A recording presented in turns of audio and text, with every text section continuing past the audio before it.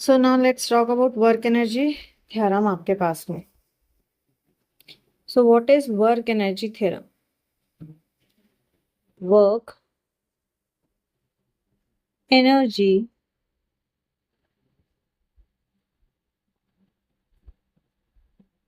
Theorem. भाई work energy theorem क्या है आपके पास में? भाई वर्क एनर्जी थ्योरम कहती है आपके पास में कि जो भी टोटल वर्क डन हो रहा है आपके पास, ये होता है ड्यू टू चेंज जो आपके पास काइनेटिक एनर्जी के कारण प्रोड्यूस हुआ है. Right. It states that work done by the net force acting on a body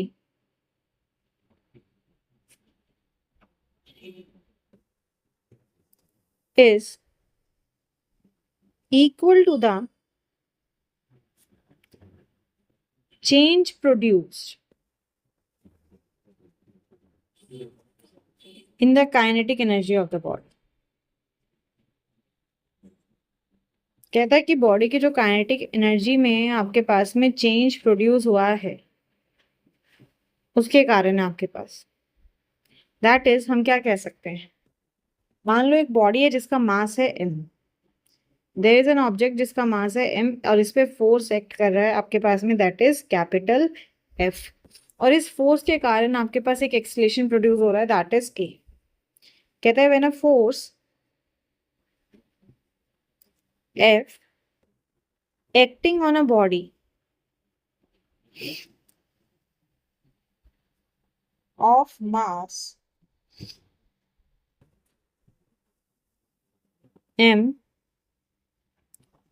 produces an acceleration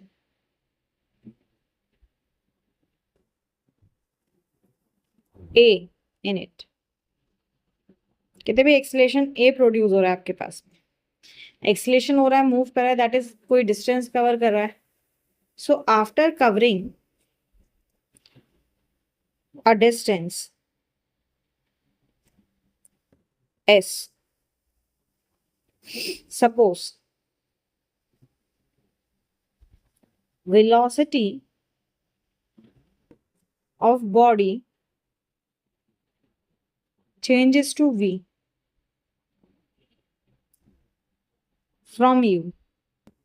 भाई वेलोसिटी पहले u थी और अब क्या हो गई आपके पास में v. So what we have, देखो हमारे पास क्या है, हमारे पास इक्वेशन ऑफ मोशन है.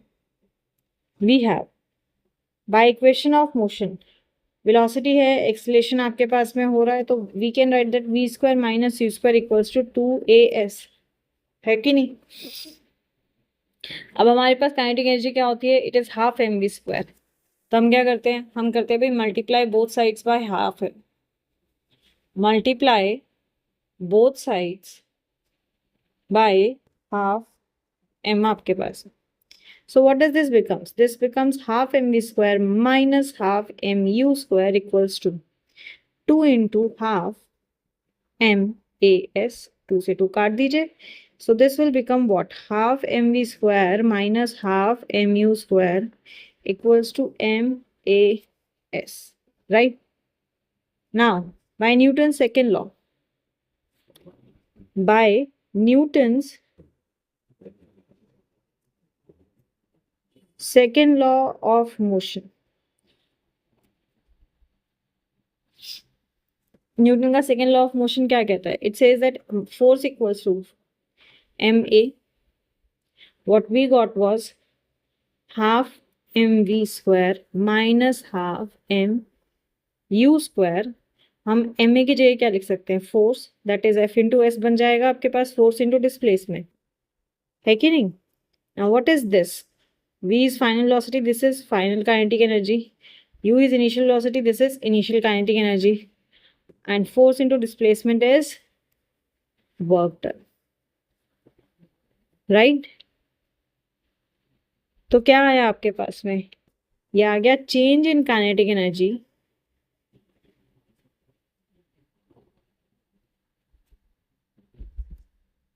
Of the body is equals to work done by the body, right? So let's do a question अब इसी पे based. कहता है a 8 kg block initially at rest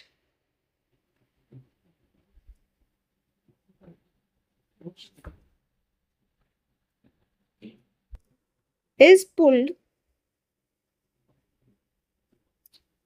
to the right along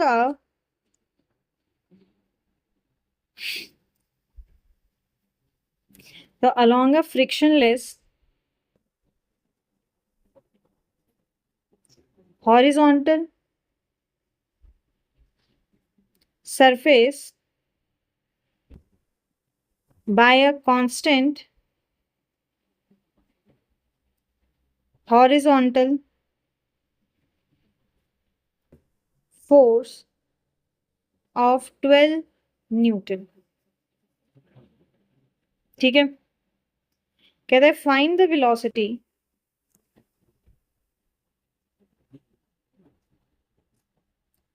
of the block after it has moved. So after it has moved a distance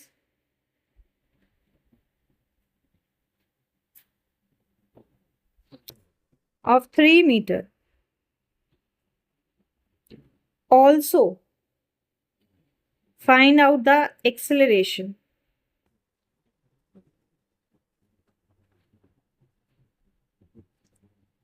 of the block.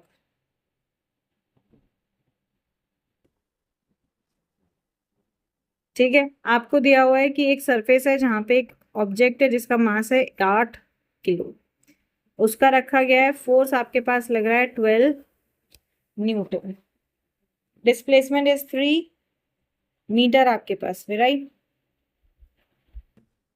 अब जो wait है आपके पास में ब्लॉक पे, ऑब्वियसली वो बैलेंस्ड है आपके पास में, है कि नहीं? वेट इज बैलेंस, क्यों? क्योंकि इस पे एक नॉर्मल फोर्स लग रहा है, एक नॉर्मल रिएक्टिव फोर्स लग रहा है आपके पास में, और एक हमारे पास लग रहा है भाई mg downward, that is equals to 8g, right? Force आपके पास में लग रहा है 12 न्यूटन, एंड आपके पास बैकवर्ड में लग रहा है आपके पास एक फ्रिक्शनल फोर्स जो कि होगा 0, क्योंकि उसने कहा फ्रिक्शन लेस हॉरिजॉन्टल सरफेस है आपके पास। तो अगर हम वर्क डन निकालें, work done by the force 12 Newton, इसके कारण आप वर्क डन निकालो, तो वर्क डन क्या होगा? Work done will be force into displacement, yes और no? This will be F S cos, angle क्या बनेगा यहाँ पे? 0, that will be 12 into 3, that is 36 joule, है कि नहीं? और ये जो नॉर्मल फोर्स है और वेट है आपके पास में वही बैलेंस है आपके पास, तो this will be what? Equal to 0 आपके पास में। तो बाय आपके पास जो हमने किया प्रिंसिपल वर्क एनर्जी थ्योरम जो हमने किया आपके पास, उससे क्या आया? Bye work energy theorem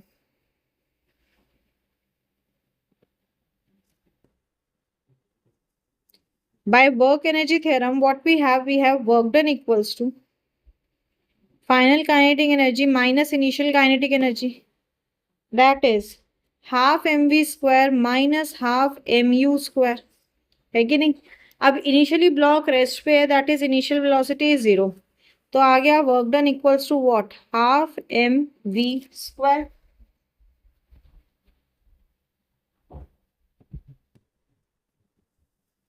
right? क्या आ गया आपके पास में? Half mv square. यहां से अगर वेलोसिटी निकालें तो वेलोसिटी क्या हो जाएगी? This will be under root of 2w by m। Work done हमने निकाला, कितना आया था? 36, that is 2 into 36 upon m, कितना है? मास कितना है? 8 kg आपके पास में, तो अपॉन 8 और इसका अंडर रूट, सिंप्लीफाई करो, 2 4 जा 4 9 जा √9 इज 3। तो वेलोसिटी, फाइनल वेलोसिटी आ गई 3 मीटर पर सेकेंड आपके पास। अब हमें क्या निकालना है, कहता है फाइंड आउट द एक्सेलरेशन। हमें निकालना है acceleration. Again equation of motion लेते हैं, v² minus u² equals to 2as, u 0 है, that is 9 minus 0 equals to 2a निकालना है। s कितना हुआ, s कितना हुआ था 3 metre, that is 3। So 9 by 6 equals to a. This will be 1.5 meter per second square. तो acceleration produced by the body is what? 1.5 meter per second square. ठीक है। अच्छा, अब इसी में जो आपके पास में एक केस आता है कि जब आपके पास दो ब्लॉक्स एक साथ हैं, a block over another block, कहता है भाई एक ब्लॉक आपके पास में और उसके ऊपर एक और ब्लॉक आपके पास में। कहता है कि भाई आपके पास एक ब्लॉक है, यू हैव अ ब्लॉक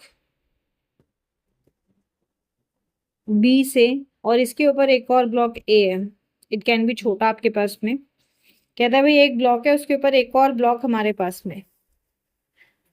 तो अब ऐसे केस में क्या होगा आपके पास में, तो let's make it more clear. आपके पास कहता है एक सरफेस है,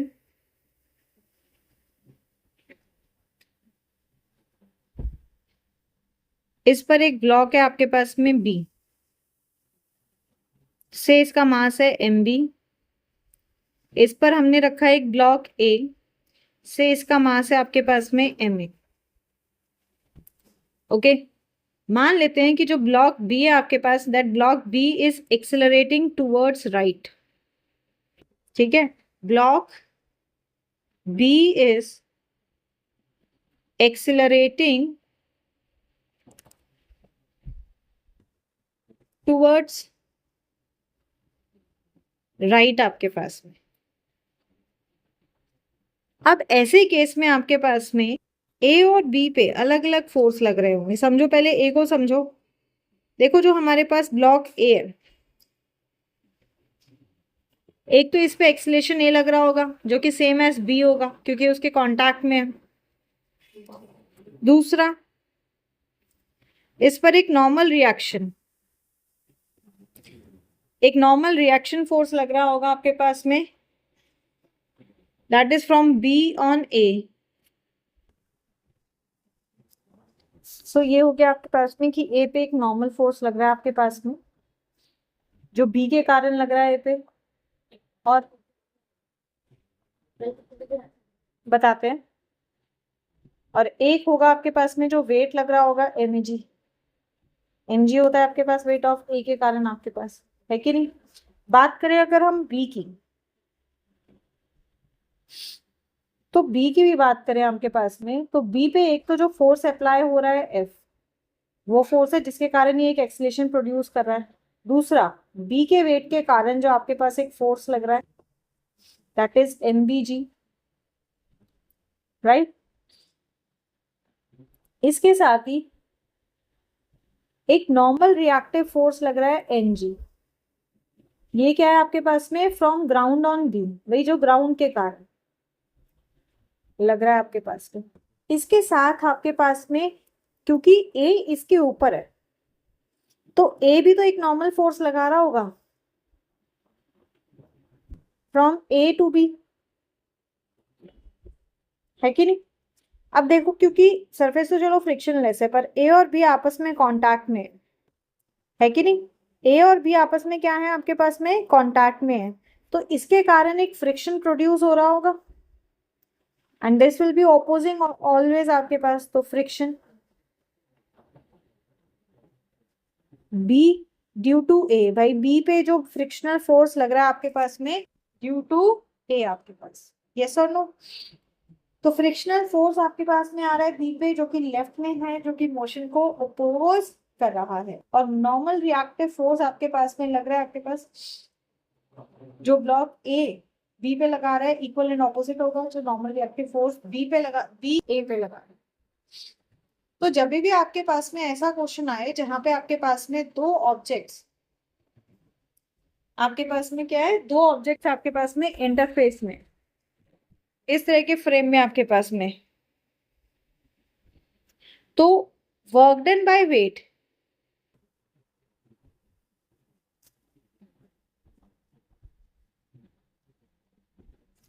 एंड नॉर्मल रिएक्शन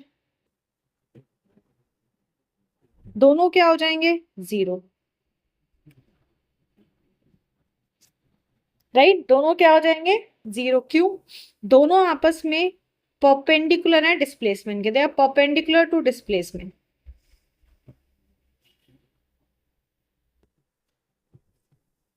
राइट, तो इनिशियली अगर हम देखें, इनिशियल फेज में क्या होगा, फ्रिक्शनल फोर्स, और जो आपके पास फोर्स लग रहा है जो हमें अपियर कर रहा है कि भाई दोनों के बीच में लग रहा है, that is called pseudo force. उसके कारण एक वर्क डन होगा and that will be equal to the change in kinetic energy. अगर मान लेते हैं कि ब्लॉक ए रेस्ट पे,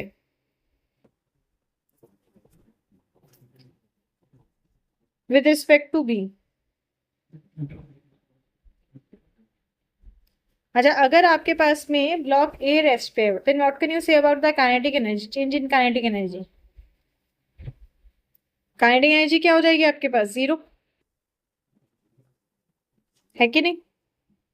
सो क्या आ गया आपके ऊपर से इक्वेशन से अगर हम देखें क्या आ जाएगा, this will be that this pseudo force will be equals to the work done by the pseudo force will be equals to the work done by friction। ठीक है, तो जैसे काइनेटिक एनर्जी इंक्रीज होगी, वर्क डन आपके पास में positive होता जाएगा, becomes positive, and vice versa, मतलब काइनेटिक एनर्जी डिक्रीज होगी,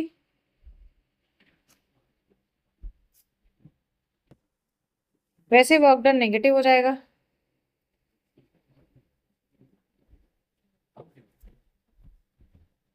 This work done will become what, negative।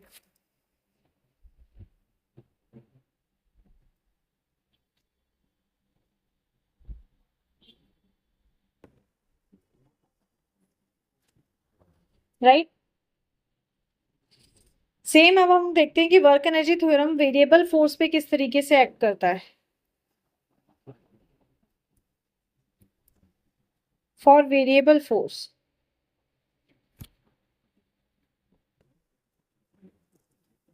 मान लो कि एक ऑब्जेक्ट है आपके पास में जिसमें एक वेरिएबल फोर्स एक्ट कर रहा है। Suppose a variable force F acts on a body of mass m, भाई मास m है, इस पे एक वेरिएबल फोर्स आपके पास में एक्ट कर रहा है, and this produces a displacement ds।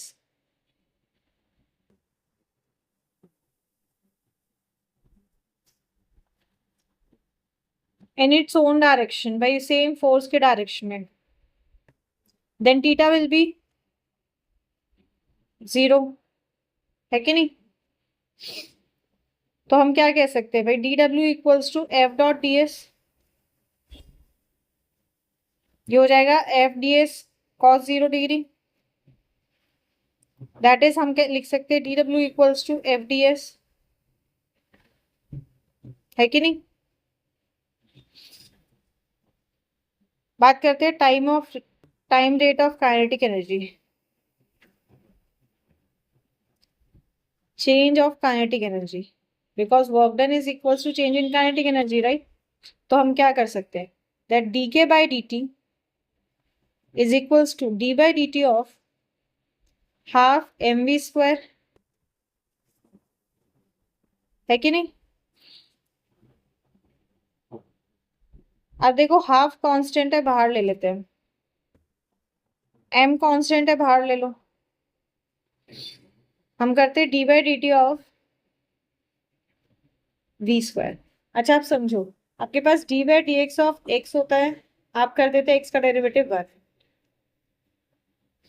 अगर आपके पास आ जाता है d by D x of y, मतलब डिफ्रेंशिएटिंग वेरिएबल अलग है और ये वेरिएबल आपके पास में अलग है, तो ये आपके पास में सिंपल जैसे होता है वैसे ही करेंगे। आपके पास y मतलब सिंगल वेरिएबल है, वेरिएबल का क्या हो जाएगा y, आपके पास में मल्टीप्लाई में क्या आ जाएगा, मल्टीप्लाई में आएगा आपके पास में y है, differentiating variable dy by dx आपके पास। ऐसे d by D x of y square है, तो वाई स्क्वायर का क्या होगा, एक्स एन का क्या होता है, n x n minus one.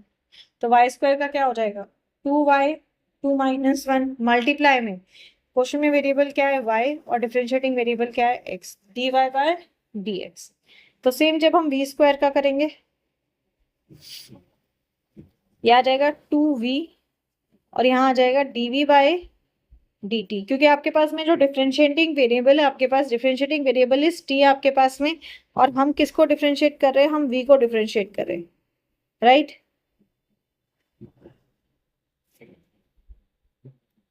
है कि नहीं? 2 से 2 कट के हो जाएगा आपके पास,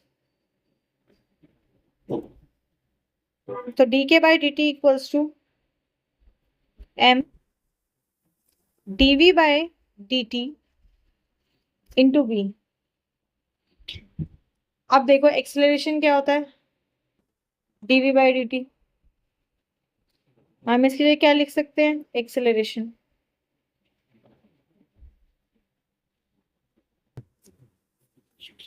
ठीक है, ऐसे ही वेलोसिटी को क्या लिख सकते हैं, ds बाय dt। तो आपके पास आ गया dk बाय dt,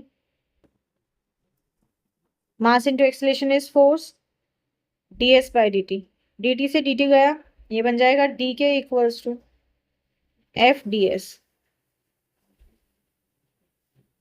है कि नहीं? अब हमें क्या करना है, हमें काइनेटिक एनर्जी निकालनी है, स्मॉल चेन से हम निकालते हैं। तो initial kinetic energy is K आई,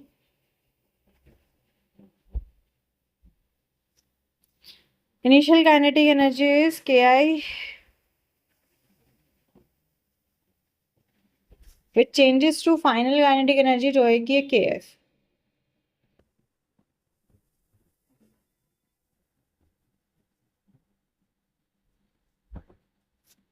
तो इनिशियली में डिस्प्लेसमेंट आपके पास में ले लेते हैं हम एक्स आई, कि भाई जो इसने इनिशियल डिस्प्लेसमेंट कवर किया दैट इज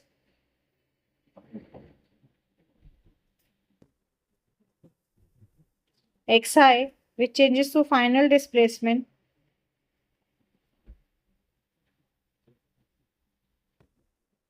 एक्स एफ। है कि नहीं? तो अब हम स्मॉल से जो है वो निकालेंगे, स्मॉल काइनेटिक एनर्जी से आप जो है वो काइनेटिक एनर्जी निकालें, तो क्या हो जाएगा आपके पास में, हम इसको इंटीग्रेट कर देंगे, k i to k f and x I to x f, f D s. इसका इंटीग्रेशन आ जाएगा k i to k f, force का क्या रहेगा आपके पास में, सेम ही रहने देते हैं अभी, F D S. So upper limit minus lower limit,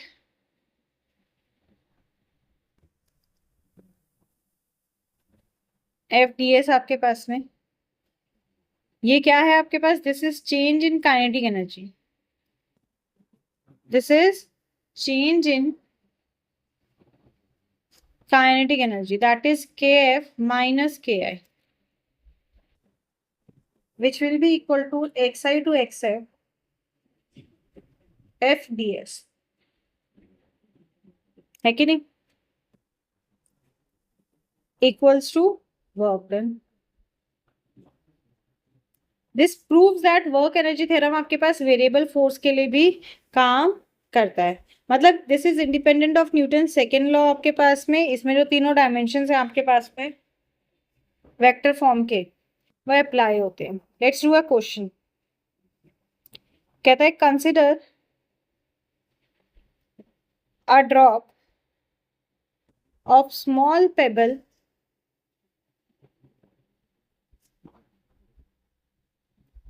of mass 1.00 gram falling from a cliff of height 1 kilometer.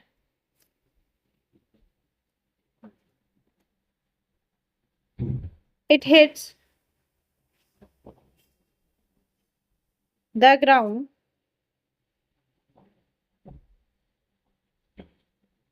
with a speed of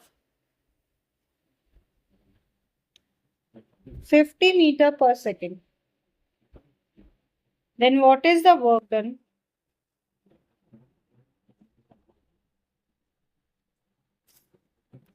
but by the unknown resistive force?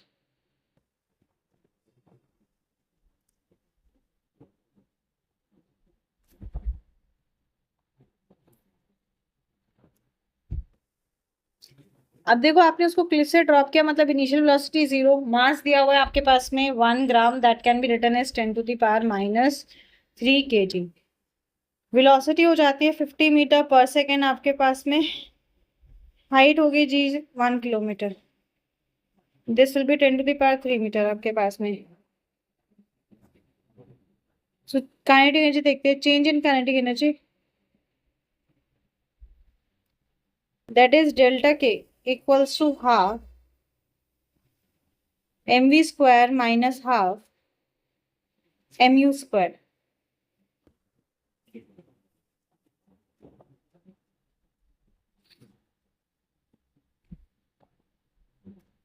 ये क्या हो जाएगा, हाफ इंटू 10 की power -3 into 50 का square, minus ये 0 हो जाएगा, initial velocity क्या थी आपके पास 0, ये बन जाता है 1.25 जूल। कैलकुलेट कर लीजिए, विल गेट दिस सही आंसर आपके पास। अब ये आपके पास में क्या निकालना है, हमें रेजिस्टिव फोर्स निकालना है, ठीक है।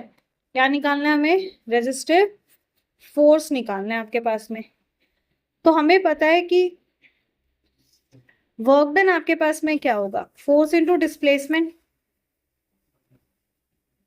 है कि नहीं। So let's find the work done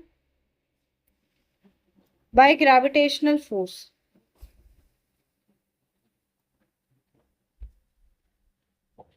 भाई ग्रेविटेशनल फोर्स आपके पास में क्या वर्क डन करे, दैट इज डब्ल्यू g equals to F dot h की वजह से हाइट तक गया, एफ को क्या लिख सकते हैं, अंडर ग्रेविटेशनल इन्फ्लुएंस है तो M G, G is constant that is 10 metre per second square,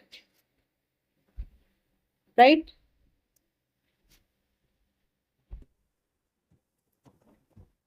तो ये क्या हो जाएगा आपके पास में, this will be 10 to the power -3 into G कितना है, हम 10 ही ले रहे हैं, इंटू 10 टू द पावर 3, तो ये हो जाएगा आपके पास कितना, दिस विकल 10 जूल आपके पास, राइट। अब रेजिस्टिव फोर्स के कारण जो वर्क डन हो रहा है आपके पास में, इस वर्क डन को ले, अगर हम बातें करें तो ये जो वर्क डन है आपके पास में बाय काइनेटिक एनर्जी थ्योरम आपके पास में, ये वर्क डन रेजिस्टिव फोर्स के कारण हुआ है, ये किसके इक्वल होगा, ये काइनेटिक एनर्जी के इक्वल होगा आपके पास में, है कि नहीं। So what can we say, we can say that delta K equals to W G plus W R, दो ही फोर्स लग रहे हैं इस पे,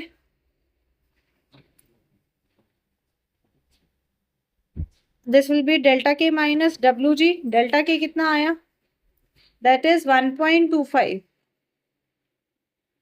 डब्ल्यू जी इज 10, माइनस करो -8.75 joule, this will the resultant answer, right. एक और क्वेश्चन देखो, एक क्वेश्चन देखो अब इसी पे, कहता है block of mass m equals to 1 kg. Moving on a horizontal surface with speed area equals to 2 meter per second, enters a rough patch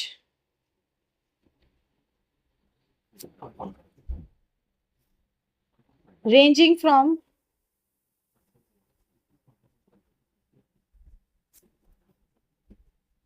x equals to 0.10 meter to x equals to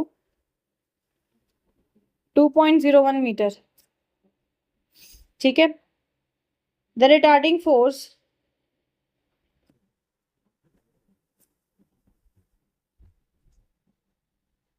Fr on the block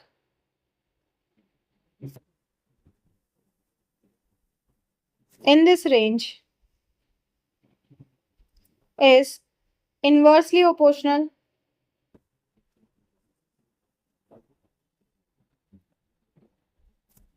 to x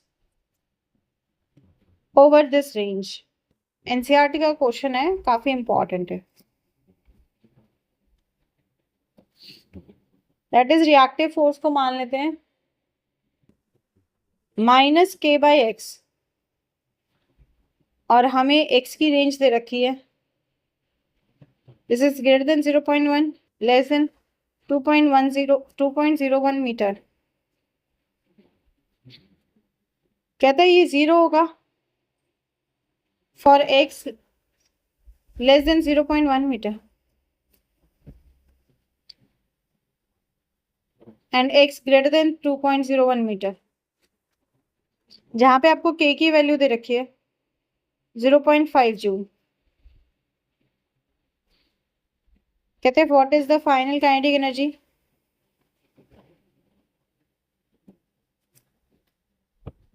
and speed Vf of the block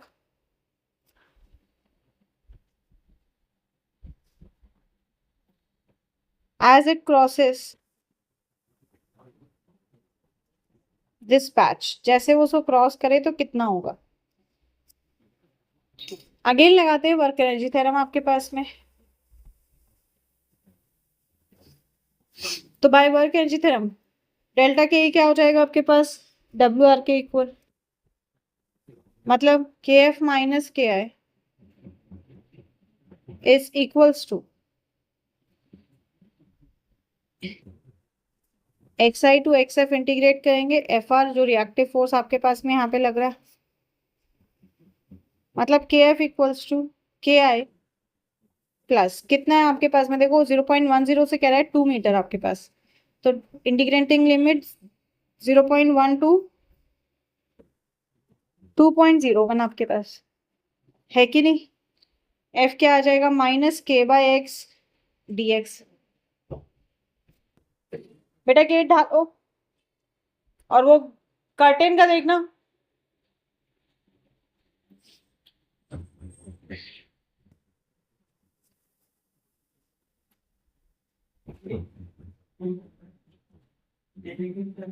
उधर बैठ, मैं आ रही हूँ. Sorry. इसको लिख सकते हैं half mvi² minus के 0.1 टू 2.0 इंटीग्रेट करेंगे आपके पास में 1/x dx. 1/x का इंटीग्रेशन क्या होता है? log x.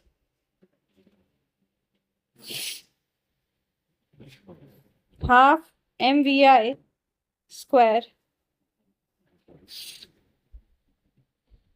माइनस के इंटीग्रेट करते 0.1 से 2.0 तक आपके पास में.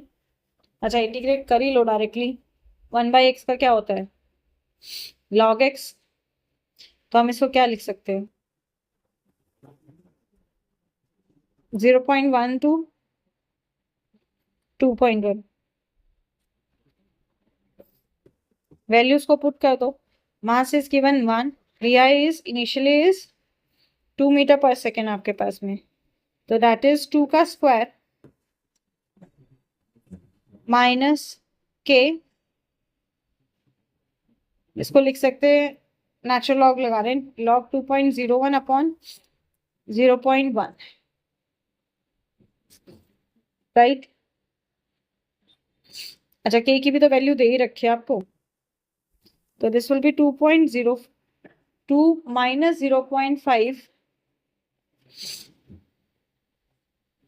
देखो इसको हम लॉग को चेंज करेंगे, this will B 2.303 multiply log 20.1 है, तो ये 2 माइनस 0.5 इंटू 2.303 1.3032। आप इसको सिंप्लीफाई कर लो, you will get the value. अब स्पीड की बात करते हैं। काइनेटिक एनर्जी क्या होता है, हाफ mv स्क्वायर आपके पास में, फाइनल वेलोसिटी आ जाएगी, इनिशियल तो 0 है आपके पास में रेस्ट पे,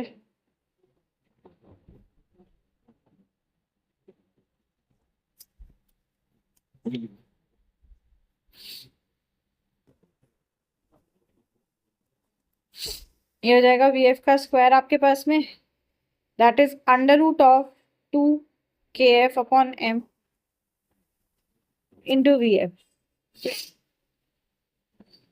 अब आपके पास में kf की वैल्यू आ जाएगी, जो वैल्यू यहाँ पे आती है उस वैल्यू को जस्ट पुट कर दीजिए, you will get the answer, right.